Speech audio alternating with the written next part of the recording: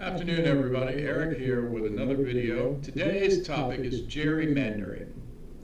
That's all the news media has been talking about what Donald Trump and Governor Greg Abbott of the state of Texas are trying to do is redraw the districts to gain 5 Republican seats to make sure that the House does not lose Republican control. So, what I'm trying to do now is to educate people before we go to our different corners. So here is a definition of gerrymandering and where it came from.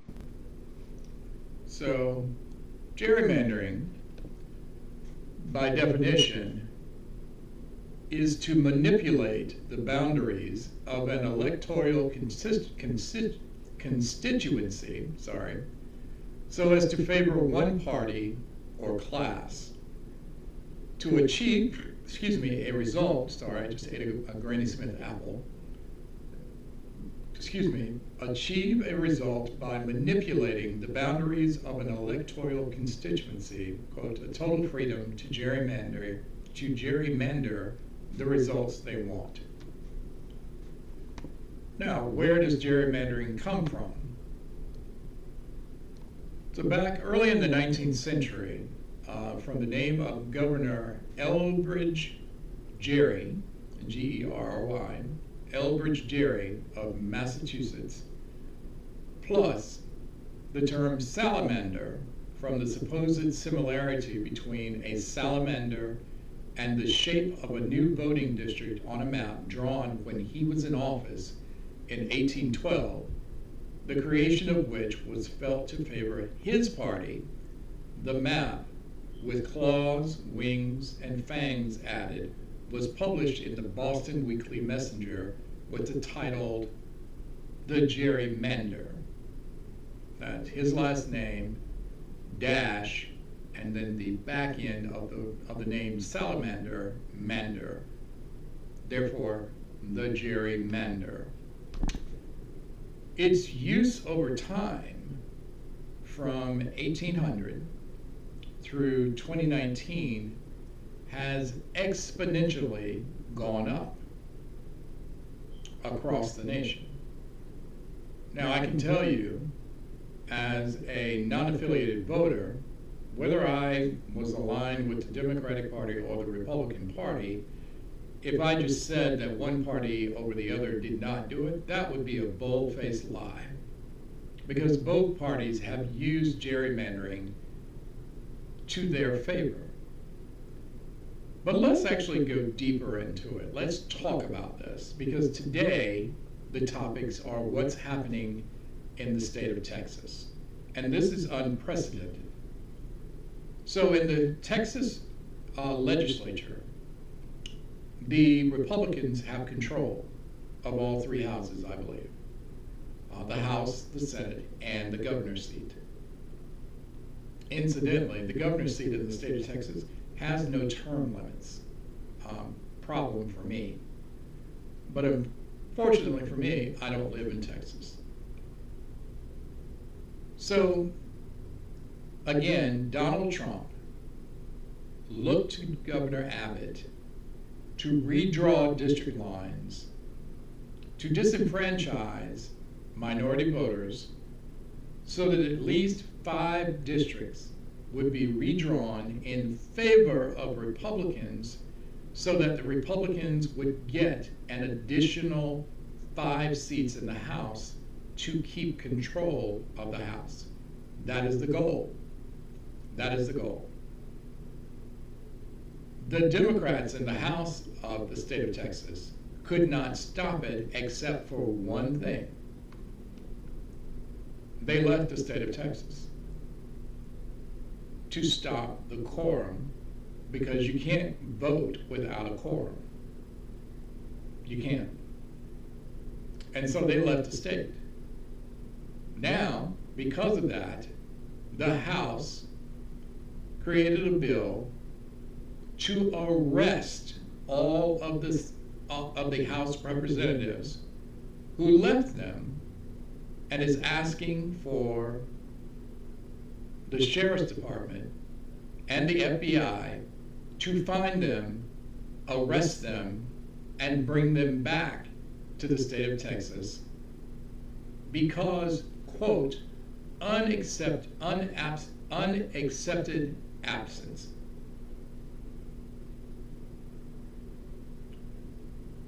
So then the governor, I believe one Republican, I can't remember his name, and I'm sorry, he is running for a Senate seat in the state of Texas, saying, hold on, that is not legal.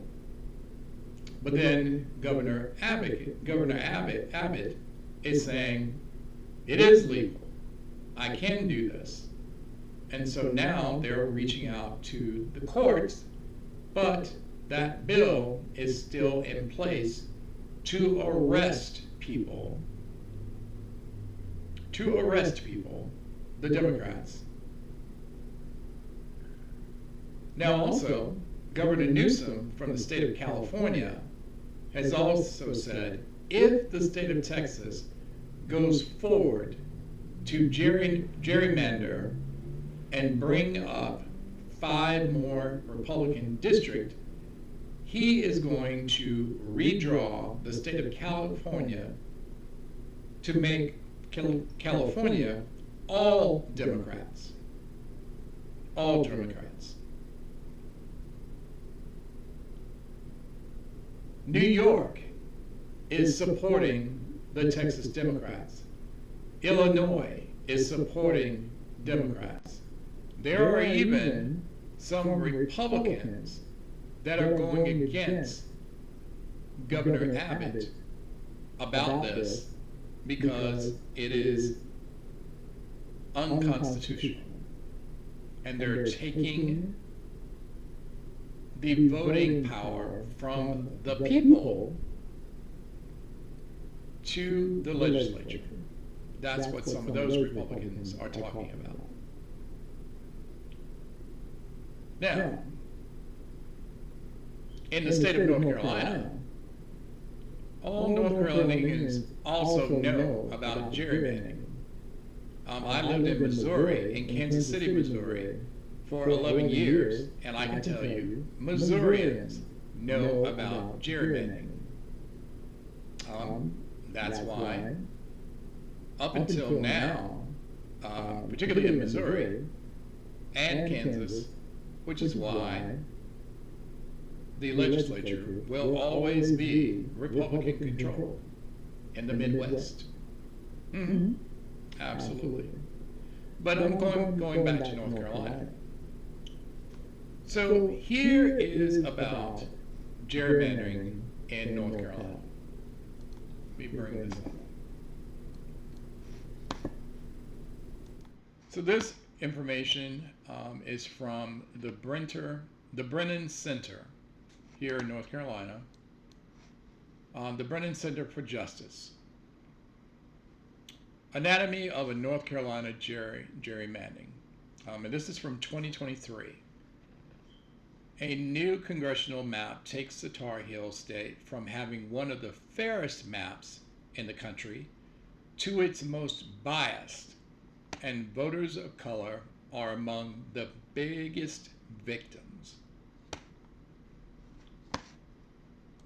Again, gerrymandering at its deepest definition and showing is to disenfranchise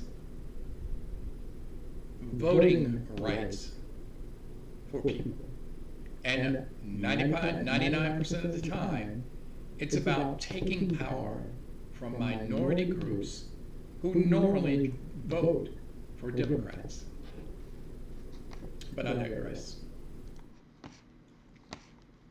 So let's continue. When states redrew congressional maps after the 2020 census, North Carolina was one of the nation's big success stories. That's not because lawmakers drew fair maps. They drew what would have been one of the most extreme gerrymanders in the country. Rather, North Carolina was a success because a majority of the North Carolina Supreme Court, relying on state law, ruled that drawing maps to entrench the party in charge violated the state's constitution.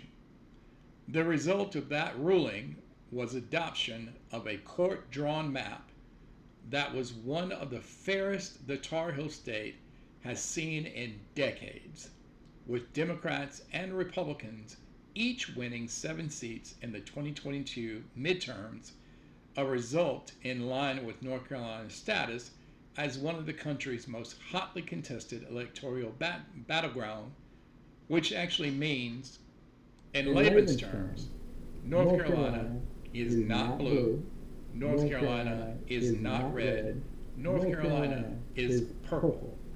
Case in point, last election cycle, North Carolina voted for Trump overall. He won North Carolina. But the governor's seat, the attorney general's seat, the secretary of state's seat, the lieutenant governor's seat, the superintendent of public instruction seat, all went to Democrats. And the Republican legislature lost its supermajority. They still control both houses, but they do not have a supermajority. On the Senate side, the Democrats can't break any vote to override a veto. They can't. And they can't put a bill in place without multiple Republicans. But on the House side, while they are the majority, they can't do a veto override unless at least one Democrat joins them. They can't pass a bill unless one Democrat joins them. So again, North Carolina is not blue, North Carolina is not red, North Carolina is purple.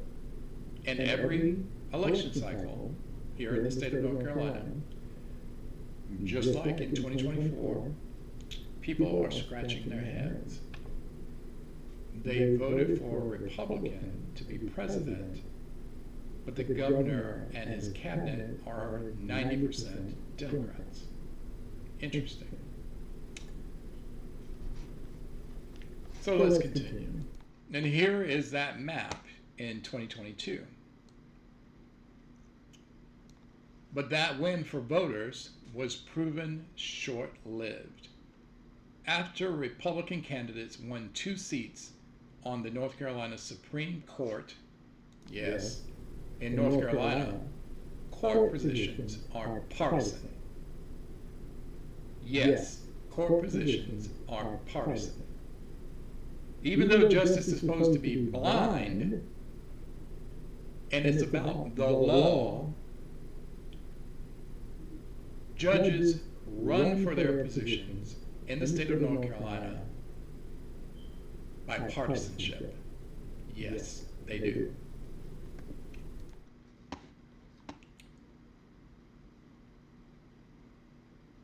Giving the court a conservative majority, Republican lawmakers wasted no time in asking the court to reverse earlier rulings that partisan gerrymandering violated the state constitution. The court's new majority obliged, handing down a controversial opinion in late spring that abruptly abandoned any role that for state courts in policing gerrymandering, declaring that gerrymandering claims were not judiciable political questions off limits to the judiciary. Meaning that in the state of North Carolina, if a Republican majority decides to redraw district lines, it doesn't matter what the Constitution of the state says. The Republican judiciary, the state Supreme Court judiciary, said they can do it.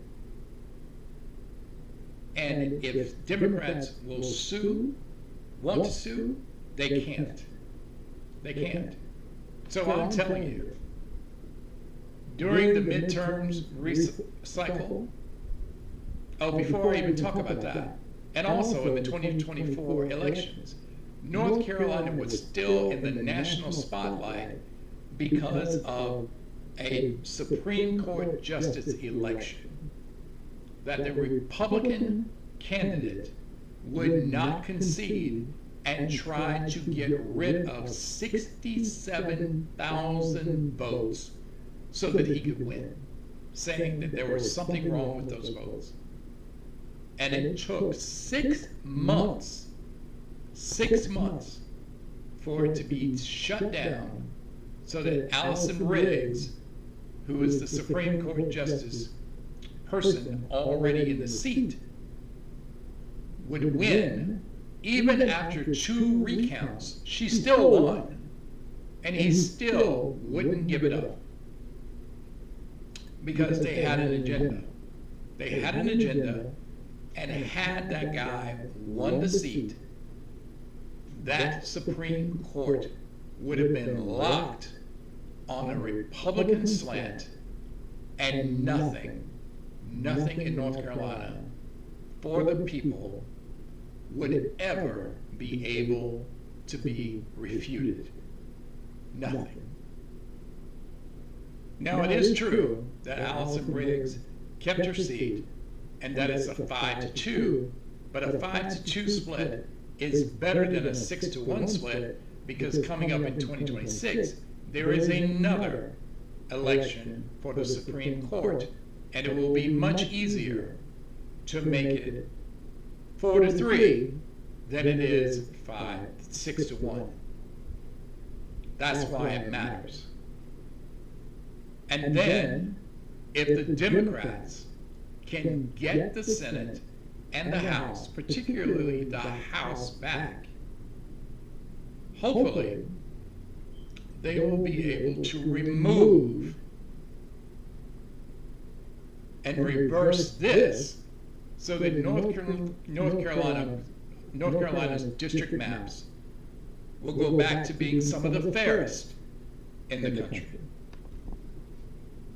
And right now, it is ridiculous. Overwhelmingly, North Carolina voted for Democrats in 2024, but because of the way that the districts are drawn, Republicans still hold power in the legislature. And it shouldn't be. It shouldn't be. But I just wanted to give you an overview of what gerrymandering is and what it does, and that everybody does it. But this is why this matters in the midterm elections in 2026.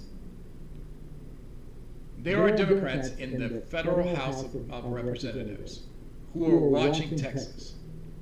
And if Texas does what they're trying to do, Trump is already looking at other Republican-controlled states to do the same. And if that happens, remember, this is about voting.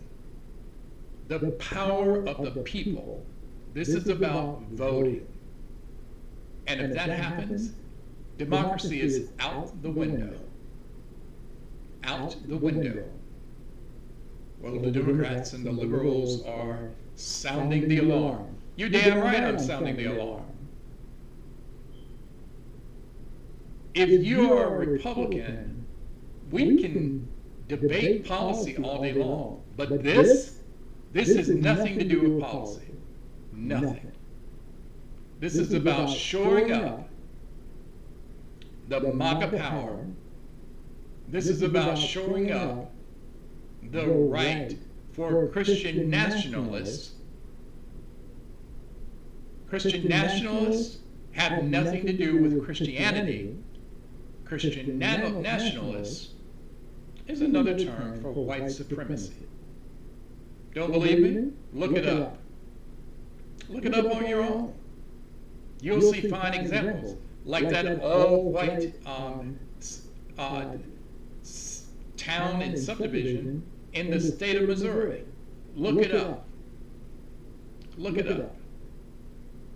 There are people running as Christian nationalists. Now, some of you who are saying, well, Eric, there's nothing wrong with being a Christian. You're absolutely right. There's not. There's not. But I would remind you that this is not a theocracy. This is not a theocracy, and it shouldn't be an autocracy. An autocracy is with someone in power doesn't recognize the judiciary or anything else, and they are essentially a dictator. Trump is not there yet, but if it walks like a duck, acts like a duck, quacks like a duck, more than likely the conclusion is it's a duck. But we are a constitutional republic. The type of government that we have matters. And if people don't start looking at that, they have no other people to blame themselves. And we'll be doing this all over again. And there will be another situation of FAFO. And I'm telling you, whether you're in North Carolina, in Charlotte, whether you are in Missouri, if you're in Texas, if you're in California, whatever state and city that you're in, if you're sitting on your ass doing nothing, guess what? You're going to find out. You're going to find out. We all can do something. I don't have any money. In my circle, I think I'm the poorest person in there. I'm retired. I live on Social Security. I have a small business that I'm trying to jump off because my Social Security amount is not enough money. I'm even applying for other jobs to use my Notary Public commission so that I can get some income, extra income coming in, so that I can donate. But I can't donate. But what I can do is do what I'm doing now, doing YouTube videos. I can campaign for people. Even the people I can't vote for, at least I can campaign for them. I can show you other political content creators who have millions of subscribers, where I get my information from, as well as some of the political websites that have already been vetted, so that I know the content that I'm giving y'all is true and clear and accurate. You can make phone calls. Just about everybody has a cell phone. Now, I do know some people who have a cell phone that don't know how to use a cell phone, particularly in texting. But making phone calls, sending texts out, social media posts, Facebook, TikTok, Blue Sky, X, Telegram, Substack, all of it. Everybody can do something. Going to protest. If you know somebody who doesn't have a car, who wants to go to a protest, pick them up. Pick them up and take them. There is solidarity in numbers. All of us can do something. Remember that. So I'm going to wind up this video, as I always do. Pay attention. Gerrymandering matters. Pay attention. They have an agenda. You know what it is, and it matters. Support these Democrats who are in good trouble. Support them. He's also, the one nugget that I forgot to tell you, Governor Abbott is also trying to fire them, trying to get all these Democrats out of their seats for dereliction of duty. Really? Really? How about Governor Abbott being fired for his dereliction of duty? How about that? You can't make this up, people. You cannot make this up. But I digress. Hashtag midterms, hashtag 2026 midterm elections, and hashtag elections have consequences. See you on the next one.